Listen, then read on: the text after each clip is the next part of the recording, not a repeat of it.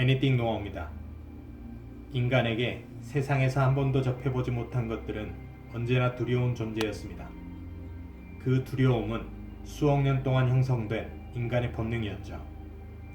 아마도 그 무수한 세월 동안 처음 만난 그것들은 대부분 자신과 자신이 만들어 놓은 테두리 안의 소유물을 해치고 빼앗았을 것이고, 공포라는 무형의 존재는 그렇게 뼛속 깊이 유전자처럼 각인되어 왔을 겁니다.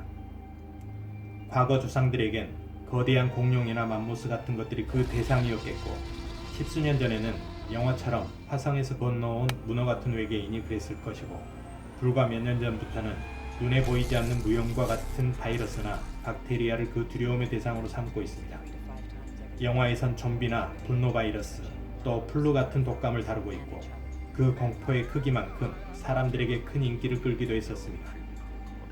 문명은 발전했고, 이제 인간들은 눈에 보이는 대부분의 것들을 통제할 수 있는 세상이 되었습니다. 달도 갈 수 있게 되었고, 우주 속 멀리서도 사진을 찍고 볼 수 있으며, 깊은 바닷속도 드론으로 탐험하고, 전파를 통해 멀리 떨어진 다른 나라도 여행할 수 있게 되었죠.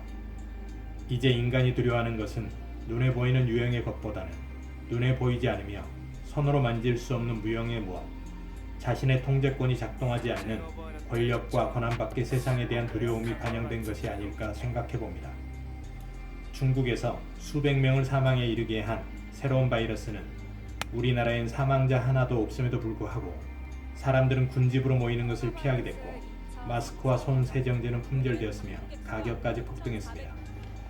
보이지 않는 바이러스와 그것이 만들어낸 공포는 사람들의 말과 행동으로, 그리고 시장 경제의 수단으로 그 우물하며 어두운 형상을 드러냈습니다.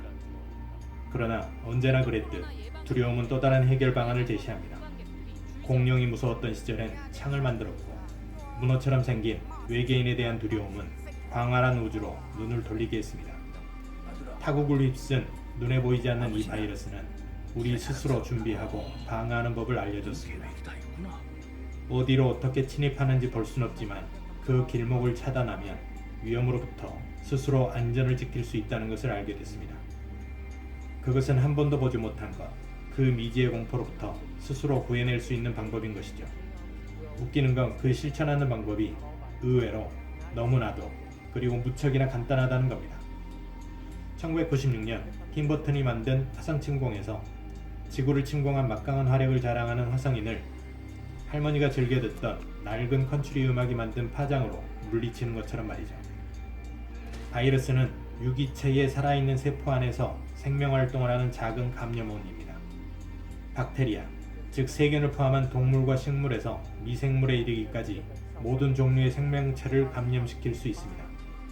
바이러스는 여러 가지 방법으로 퍼지는데, 식물에 있는 바이러스는 진딧물과 같은 식물의 수액을 먹어치우는 곤충에 의해 식물에서 식물로 옮겨지는 경우가 있고, 동물의 바이러스는 흡혈곤충에 의해 옮겨지거나 기침과 재채기를 통해 퍼지기도 합니다.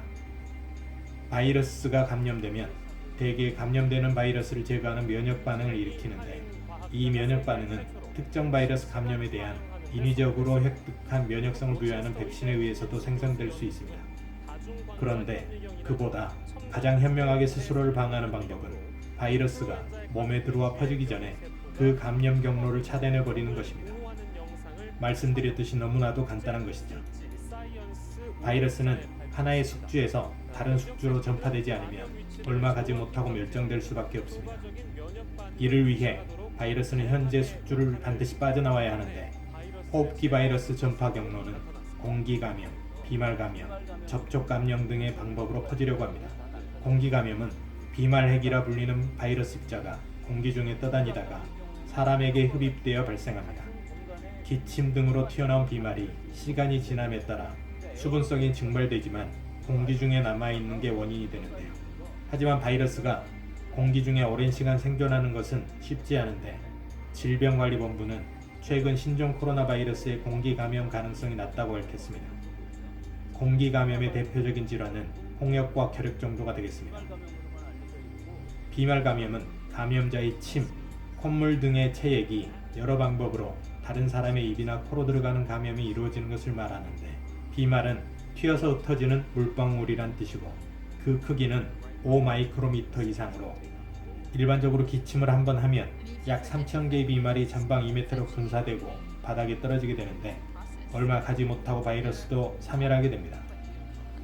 한국 입자 에어로졸 학회 자료에 따르면 비말 내에서 미생물의 생존 시간은 미생물 종류에 따라 다른데 코로나 바이러스는 비말 내에서 3시간, 코로나 바이러스의 변종 바이러스는 24시간 정도까지 생존 가능한 것으로 추정한다고 합니다. 비말 감염으로부터 안전하려면 감염자의 직접적인 비말이 자신의 점막에 바로 닿는 것을 피해야 하는데 그 방법으로는 멀리 떨어져 있거나 보안경, 마스크로 전염 경로인 자신의 눈과 코, 점막을 보호하는 것인데요.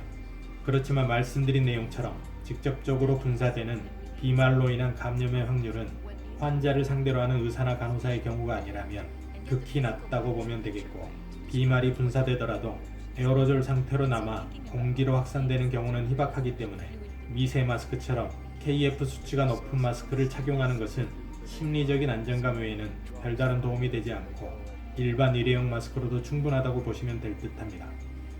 의료계에서도 마스크 착용의 목적은 감염원이 들어오는 것을 막는 목적보다 자신이 감염되어 있을 경우 자신의 비말로 인한 감염이 확산되지 않도록 하는 목적이 더 크다고 이야기하고 있습니다.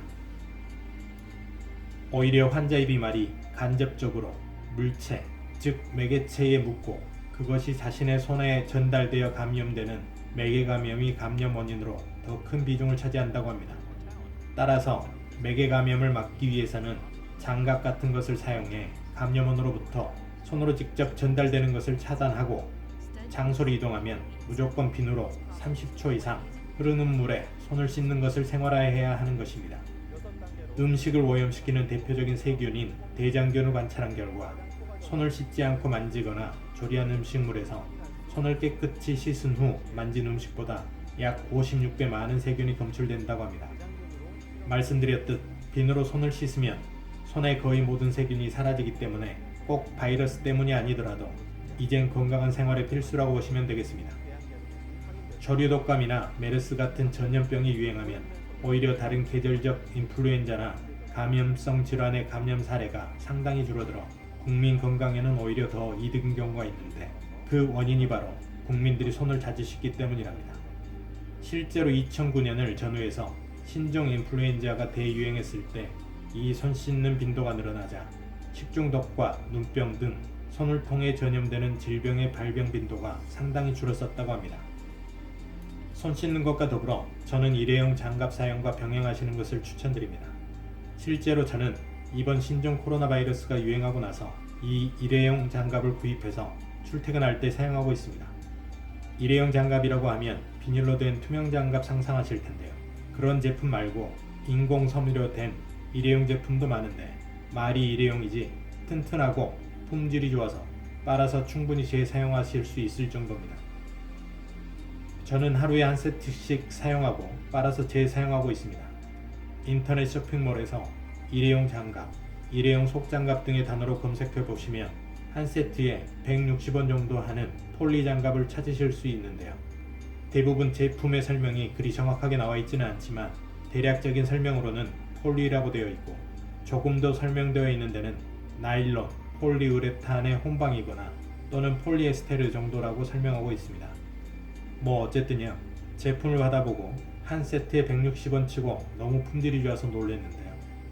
탄성이 좋고 질긴 걸로 봐서 뭐 나일론, 폴리우레탄의 혼방인 듯 싶었는데 물 세탁도 되고 굉장히 빨리 말라 여러 번 쓰기도 참 좋은 것 같습니다. 말씀드렸듯이 저는 한 세트당 160원짜리로 선택했고요. 50세트를 배송비 포함해 1,500원 주고 구입했습니다. 부담 없이 하루에 한 세트씩 갈아 쓰면 되고요. 모아서 다시 빨아서 쓰면 이거 뭐 너끈히 4-5년 이상은 쓸 듯합니다. 처음엔 한 번 쓰고 버릴까 했는데 이게 너무 품질이 좋으니 뭐 버릴 수도 없고 버리기엔 너무 아깝고 빨아서 여러 번 재사용하면 되겠더라고요. 바이러스는 공기 중에 뒀다가 빨고 말리면 다 사라지니 재사용해도 안전한 거고요. 뭐 이렇게 바이러스가 창궐할 때면 주로 끼면 되니까 생각보다 훨씬 오래 쓸 수 있을 것 같습니다. 10,000원으로 바이러스로부터 자신을 보호하는 실드, 즉 보호막을 확보한 느낌입니다. 그렇습니다. 제가 말씀드리려는 포인트는 이겁니다. 스스로를 보호할 수 있는 방법은 스스로 공부하고 찾아보고 스스로 보호하자는 것이고요.